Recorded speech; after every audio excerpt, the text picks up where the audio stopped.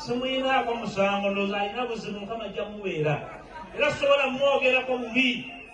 Ekisooka mukyala wa mukwano gwange mwami bakireke. Ekyokubiri abaana be baana bange nze omusajja omukulu ntambule nga ntyobola omukazi namaka ayina n'abakamwana n'abako nga ngenda kulembera abantu mbanje kukyamu ku mutwe.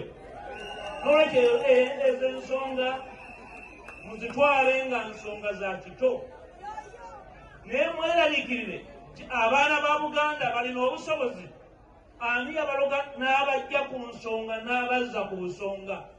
Obwe bulabe bwe twolokedde sobola kunyiigira muto wange Sebina eyeesimbyewo David okwesimbawo n'agwa Yesu sirina buzibu.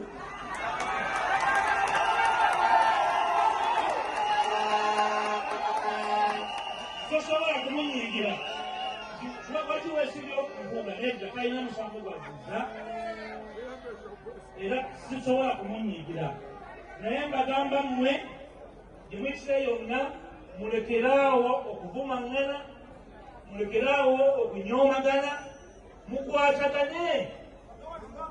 mukwatagane ekyozi kikole ki kiyite.